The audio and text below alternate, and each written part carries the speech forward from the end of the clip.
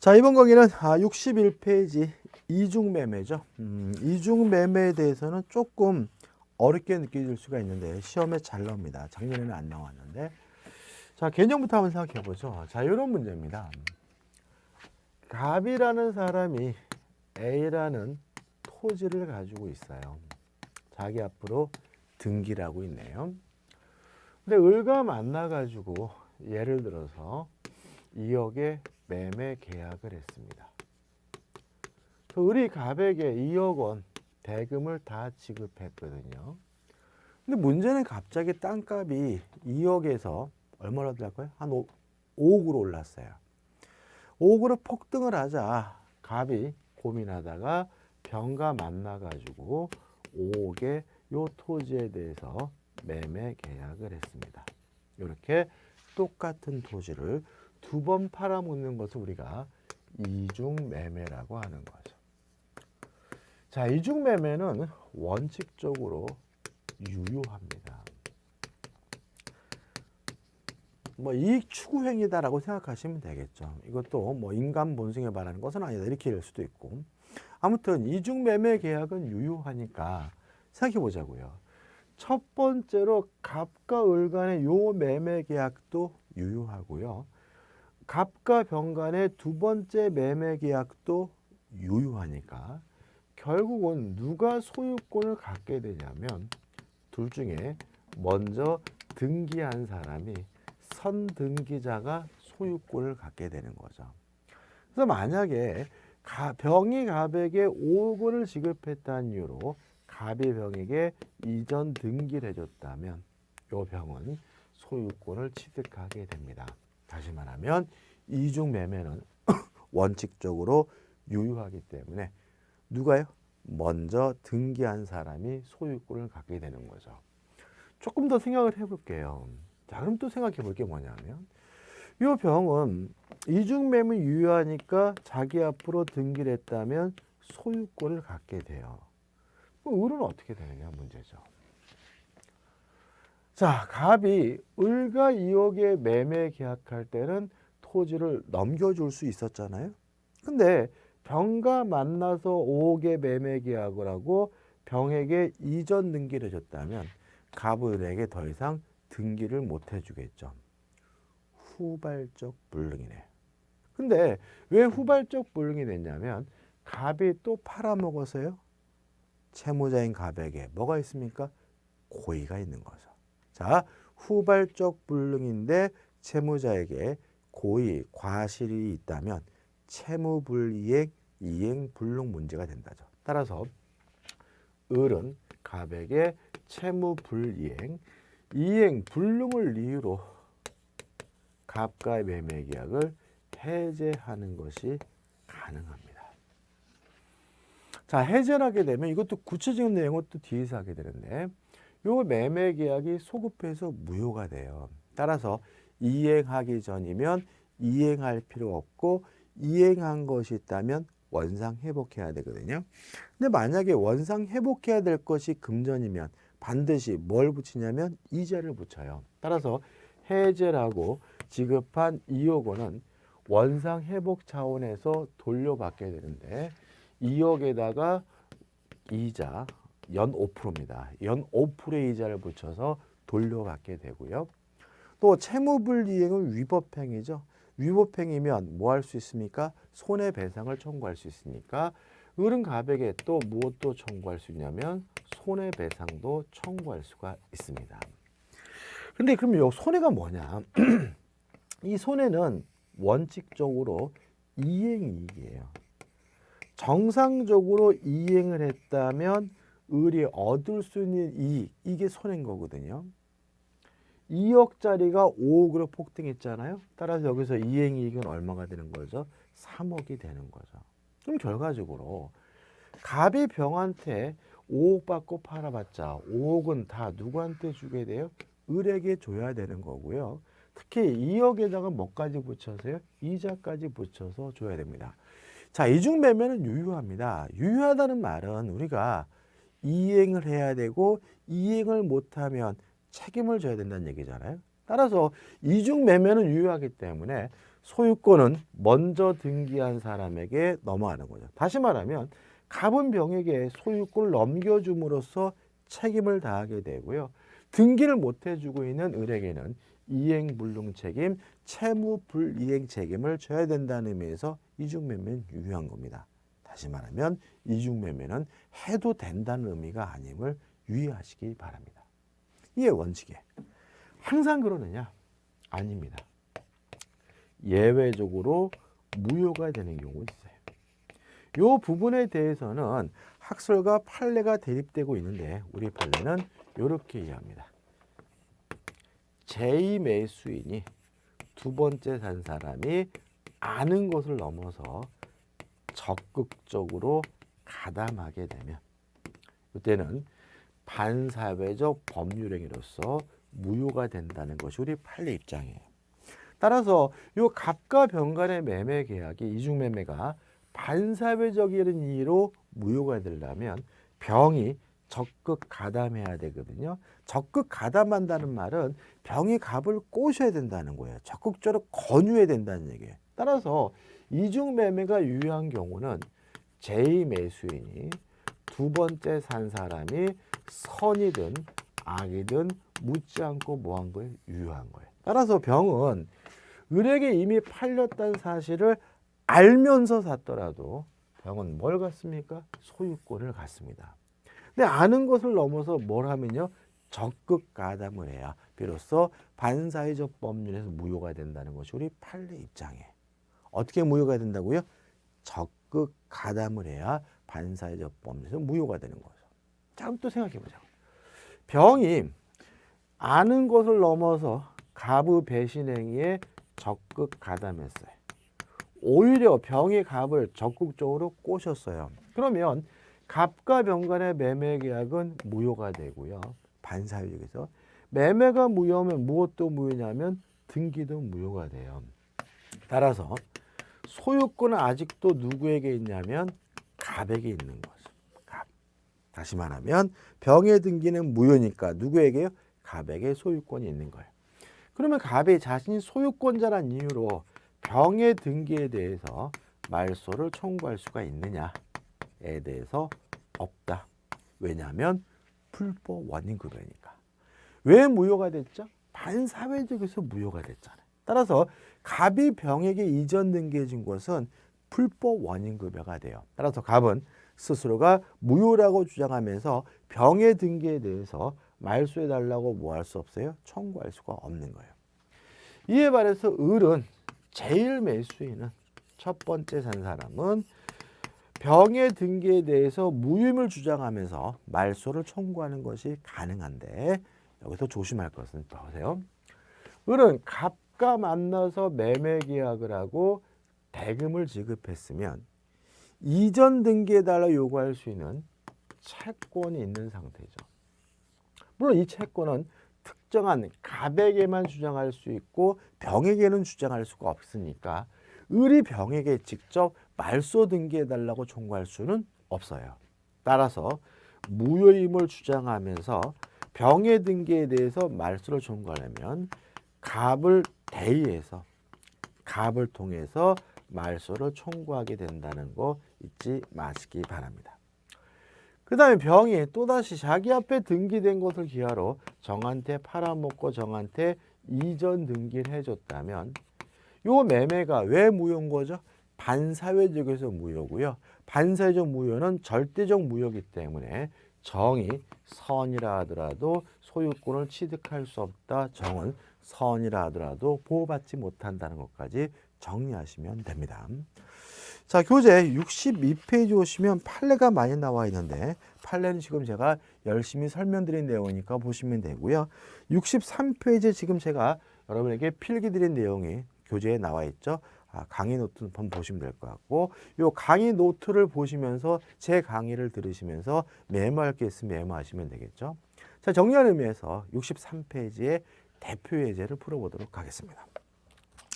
갑은 자신의 X 부동산 을에게 매도하고 계약금과 중도금을 지급받았다. 후 병이 갑의 배임행위 어떻게 했습니까? 적극 가담하여 갑과 X 부동산에 대한 매매 계약을 체결하고 자신의 명의로 소유권 이전 등기를 마쳤다. 다음 설명으로 틀린 것은이죠. 1번 을은 병에게 소유권 이전 등기를 직접 청구할 수가 없다. 맞죠? 어떻게 돼요? 갑을 대의해서 말소를 청구할 수 있을 뿐인 거죠. 2번 을은 병에 대하여 불법 행위를 이유로 손해배상을 청구할 수가 있다. 지금 병이 적극 가담했잖아요. 그러면 고의죠, 고의. 그러면 병이 고의로 을에게 무엇을 입혔습니까? 손을 입힌 것이니까 이러한 병의 행위는 뭘 구성합니까? 불법 행위를 구성하겠죠. 불법 행위가 뭐죠? 고의나 과실로 타인에게 손을 입히는 거잖아요. 따라서 2번도 뭐죠? 맞는 지문이죠.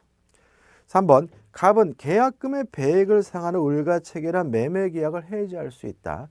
자, 우리가 뒤에서 나올 얘기인데 요 매매 계약을 첫 번째 매매 계약을 계약금을 이유로 계약을 해지하려면 중도금 지급 전까지만 가능하죠. 근데 문제에서 어떻게 해요? 계약금과 중도금을 지급받았다고 되어 있으니까 계약금을 이유로 계약을 해지할 수는 없는 거죠. 4번 병명의 등기는 갑이 추인하더라도 유효가 될 수 없다. 왜냐하면 반사회적 법률의 무효는 절대적 무효니까 제3자가 선이라 하더라도 보호받지 못하고요. 또 추후에 추인할 수도 없다는 거 기억해 두셔야 되겠죠.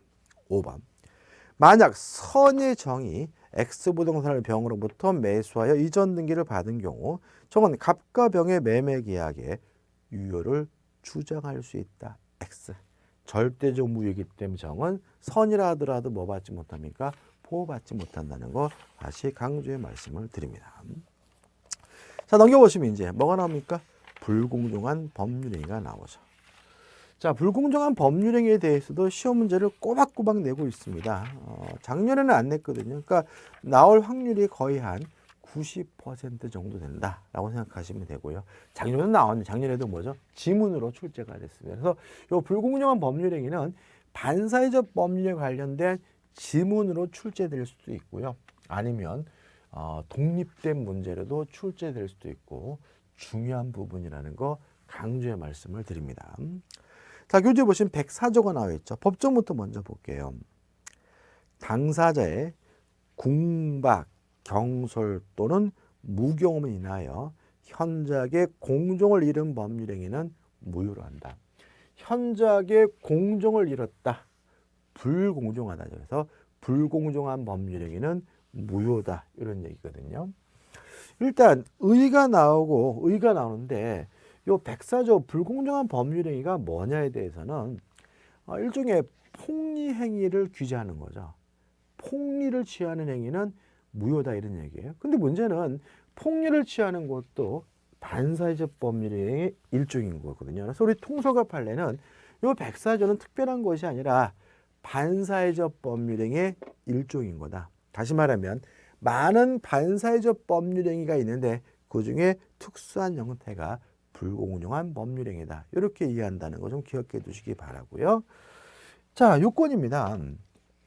일단 요건을 먼저 주관적 요건과 객관적 요건으로 나눌 수 있어요.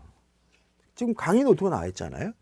104조를 보시면 당사자의 궁박, 경솔 또는 무경험이 인하여잖아요. 저거 보면 주관적 요건으로서 궁박, 심표, 경솔 또는 무경험이죠. 그 다음에 객관적 요건으로서 현저하게 공정을 잃었다 이렇게 나오잖아요.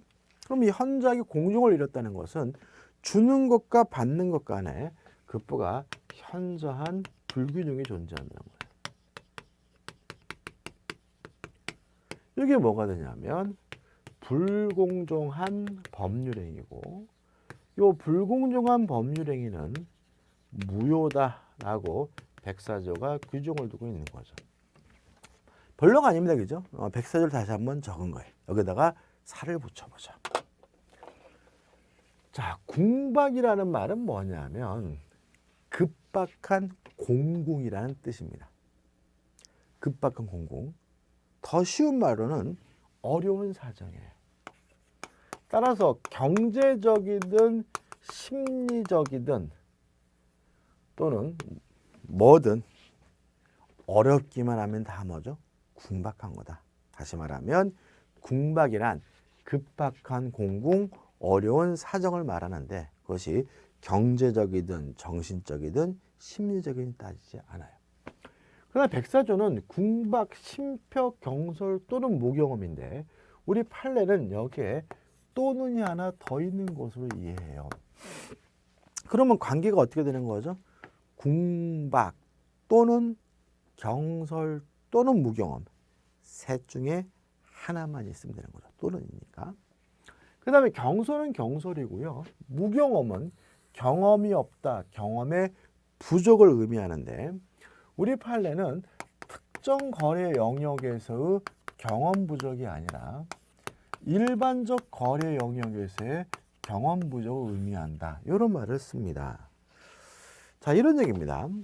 저는 법을 전공한 사람이고 전국을 다니면서 민법을 강의하는 사람이죠. 부동산 공인중개사 자격증도 있고 이런 저를 일반적으로 경험이 부족한 사람이라고 평가하기는 않겠죠. 제 생각입니다. 근데 제가 시골 오일 장터에 가가지고 토끼를 하나 샀어요. 저는 토끼를 한 번도 사본 적이 없고 처음 사본 거예요. 무경험이냐 이거죠.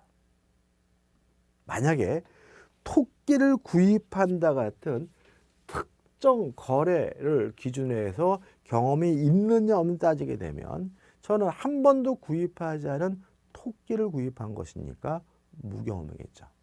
근데 우리 판례는 그렇게 따지지 않아요.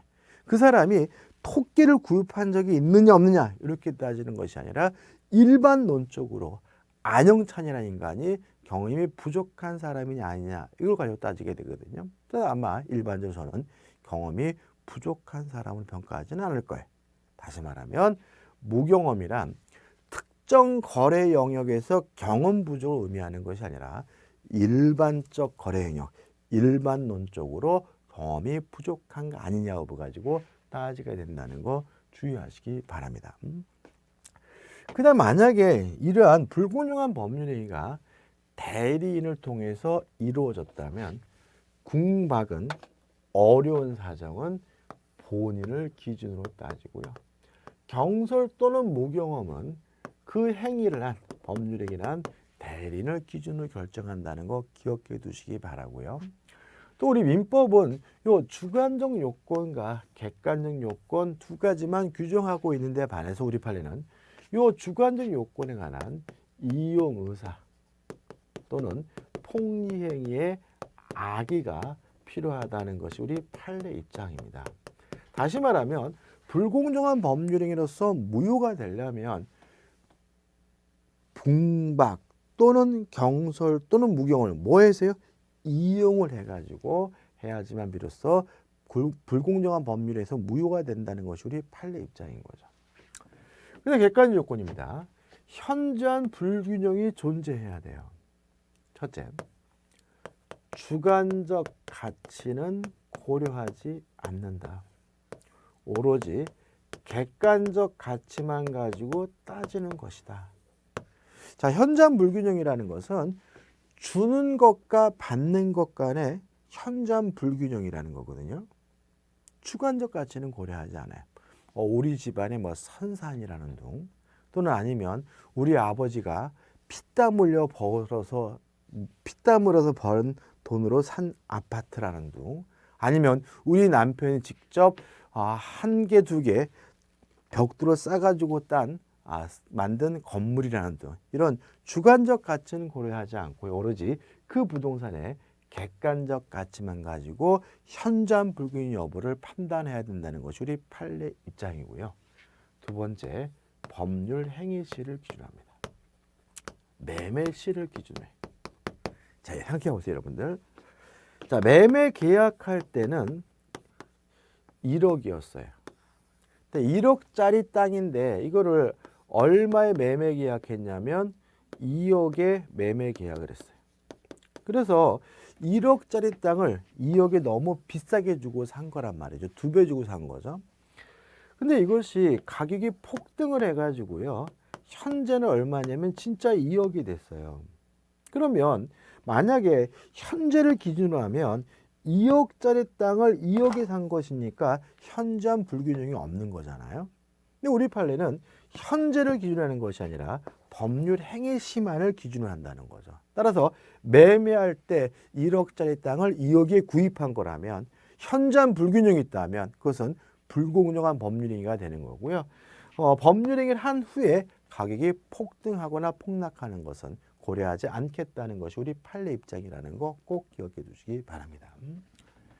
그 다음에 현저한 불균형이 존재할 때 궁박 또는 경솔 또는 무경미라는 주관적 요건이 추정이 되느냐, 이 문제에 대해서 우리 판례는 추정되지 않는다는 입장입니다. 따라서 불공정한 법률행위로서 무효임을 주장하려면 객관적 요건뿐만 아니라 주관적 요건까지 모든 요건을 다 누가 입증해야 되냐면 무효를 주장하는 자가 입증해야 된다는 것이 우리 판례 입장이라는 거 꼭 기억해 두시기 바랍니다. 자, 이런 요건을 갖추면 이게 뭐가 되는 거죠? 불공정한 법률행위가 되는 거예요.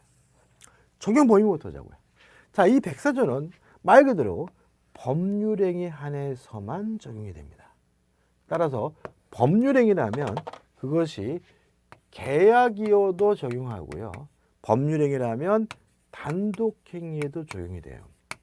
따라서 단독행위도 불공정하다는 이유로 무효가 될 수는 없습니다. 무효가 될 수가 있습니다. 그죠? 단독행위도. 근데 문제는 법원에서 이루어지는 경매는 백사조가 적용되지 않는다. 법원에서 이루어지는 경매는 불공정하다는 이유로 무효가 될 수 없다는 것이 우리 판례 입장입니다. 두 가지를 생각해 보세요. 일단 법원에서 이루어지는 경매는 법률행위가 아니기 때문에 백사조가 적용되지 않는다라고 기억하셔도 되고, 이 형식적인 이유고, 두 번째는 실질적인 이유인데 만약에 이 백사조가 경매에 대해서 적용이 된다면 경매제도가 무너집니다. 한번 생각해 보세요. 제가요, 제 아파트에다가 살고 있는 아파트에다가 저당권 설정하고 대출을 받았어요. 근데 제가 돈을 못 갚자 은행이 제 아파트를 경매하네요. 진짜 거지 같죠? 진짜 궁박합니다. 진짜 어렵죠. 부부싸움도 많이 하겠죠. 그죠? 근데 문제는 여러분들이 제 아파트를 강제로 뺏어가 가지고 경매를 했는데 체납도 받지 못했어요.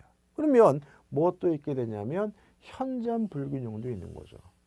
그러면 만약에 이 경매에 대해서 백사조가 적용이 된다면 지금 말씀드린 저의 경우는 불공정한 법률에서 무효이기 때문에 경락을 받은 사람은 그 아파트의 소유권을 취득할 수가 없다라는 논리가 되는 거죠. 다시 말하면 경매의 경우에는 이 주관적 요건과 객관 요건을 구비하는 경우가 많이 발생하게 되고요. 그러면 경매 백사조가 경매에 대해서 적용된다면 경매 제도 자체가 와해될 수가 있다는 거죠. 그래서 우리 판례는 경매는 백사조가 적용되지 않는다. 경매는 불공정하다는 이유로 무효가 될 수가 없다는 것이 우리 판례 입장입니다. 그 다음에 계약 중에서 제외되는 게 있습니다. 뭐냐면 증여와 같은 무상행위죠. 증여와 같은 무상행위는 제외된다. 불공정하다는 이유로 무효가 될 수가 없다라는 것이 우리 판례 입장입니다. 왜 그럽니까? 증여는 항상 현저히 불균형하죠. 증여는 항상 폭리 아닙니까? 제가 제 조카에게 용돈 10만 원을 줬어요. 그러면 저한테 아무것도 안 해줍니다. 다시 말하면 증여는 항상 어쩔 수밖에 없는 거죠. 현저히 불균형할 수밖에 없는 거죠. 따라서 현저히 불균형할 수밖에 없는 법률행위인데 현저히 불균형하다는 이유로 무효가 된다면 증여라는 것이 존재 가치가 없는 거죠. 따라서 증여 같은 무상행위는 백사조가 적용되지 않는다. 불공정한 법률행위나 민법규 적용되지 않는다는 것이 우리 판례 입장입니다. 효과입니다. 무효입니다. 따라서 이행하기 전이면 이행할 필요가 없습니다. 이행한 것이 있다면 부당이득으로서 돌려받게 되는데 피해자 입장에서는 폭리자 입장에서는 불공정한 반사회적 법령의 일종이잖아요. 따라서 불법 원인급여이기 때문에 폭리자 입장에서는 반환을 청구하지 못한다는 기억해 두시기 바라고, 절대적 무효입니다. 따라서 선의의 제3자 보호되지 않습니다. 따라서 제3자가 선이라 하더라도 권리를 취득할 수 없음을 주의하시기 바라고요. 또 반사회적 법률 일종이기 때문에 뭐 할 수 없냐면 추인할 수 없습니다. 다만 무효행위 전환은 가능하다는 것이 우리 판례 입장입니다. 자, 한번 생각해보세요. 이런 겁니다. 갑이 소유하고 있는 토지를 예를 들어서 1억짜리인데 2억에 매매 계약을 했어요. 근데 2억으로 한 요 매매 계약이 주관적 을이 궁박하고, 또 1억짜리를 2억에 샀으니까 지나치게 비싸게 준 거잖아요. 현재한 불균형이 있다는 이유로 불공정한 법률에서 뭐가 되냐면 무효가 돼요. 자, 갑이 이제 을에게 2억 매매 대금 달라고 했더니 을이 뭐라냐면 너무 비싸니까 못 주겠다, 무효임을 주장해요. 그래서 갑이 을한테 그런 거죠. 그러면 얼마에 사겠느냐 그랬더니 을이 1억이면 사겠다라고 해요. 그랬더니 갑이 좋대요. 그러면 2억으로 한 매매 계약이 1억으로 한 매매 계약으로 전환이 될 수 있는 거죠. 다시 말하면 불공정한 법률에서 무효인 경우에는 반사회적 법률 일종이기 때문에 뭐 할 수 없습니까? 추인할 수는 없지만 무효행위 전환은 인정된다는 것이 우리 판례 입장임을 주의하시기 바랍니다. 나머지 반사회적 법률 행위는 뭐 할 수 없냐면 전환도 인정되지 않아요. 작년도 문제 한번 다시 한번 볼게요. 몇 페이지냐면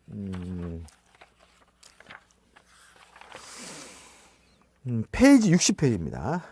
60페이지 대표해지입니다. 1번, 2번 아니잖아요. 대표해지 60페이지 대표해지입니다.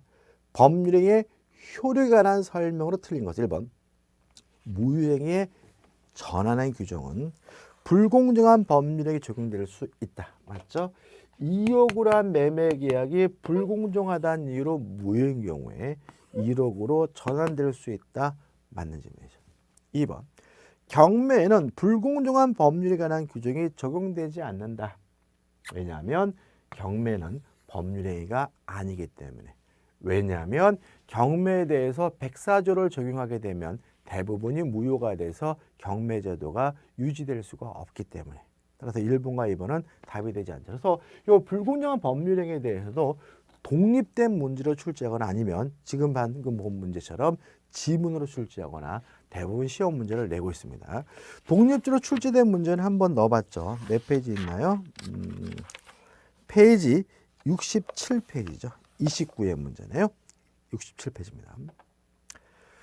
67페이지 대표지에 보시면 불공정한 법률행위에 관한 설명으로 틀린 것은 1번 궁박은 정신적, 심리적 원인에 기인할 수도 있다. 맞죠? 궁박이란 어려운 사정을 말하고 왜 어렵게 되는지 그 이유는 묻지 않는다. 따라서 경제적이든 정신적이든 심리적이든 따지지 않으므로 1번은 맞는 질문이죠. 2번 무경험은 거래 일반에 대한 경험 부족을 의미한다. 맞죠? 무경험이란 특정 거래 영역에서의 경험 부족이 아니라 일반 거래 영역에서의 경험 부족을 의미한다. 3번 대리인에 의해 법률행위가 이루어진 경우 궁박 상태는 본인을 기준으로 판단해야 한다. 맞죠? 궁박은 본인, 경솔 무경험은 대리인이죠. 4번 급부와 반대급부 사이 현저한 불균형이 존재하는지는 특별한 사정이 없는 한 법률행위 당시를 기준으로 판단해야 한다. 맞죠? 주는 것과 받는 것 간에 현저한 불균형이 있는지 여부는 주관적 가치는 고려하지 않고 법률행위 시를 기준으로 해서 판단하게 되는 거죠. 다음에 5번 급부와 반대급부 사이 현저한 불균형은 피해자의 궁박, 경솔, 무경험의 정도를 고려하여 당사자의 주관적 가치에 따라 판단한다. X죠. 주관적 가치는 고려하지 않는다. 오로지 뭐만 가지고 객관적 가치만 가지고 따지게 된다는 거 잊지 마시기 바라고요. 답은 5번입니다. 자, 이번 건 여기까지고요. 다음 강의 때 68페이지에 법률행위 해석으로 들어가도록 하겠습니다.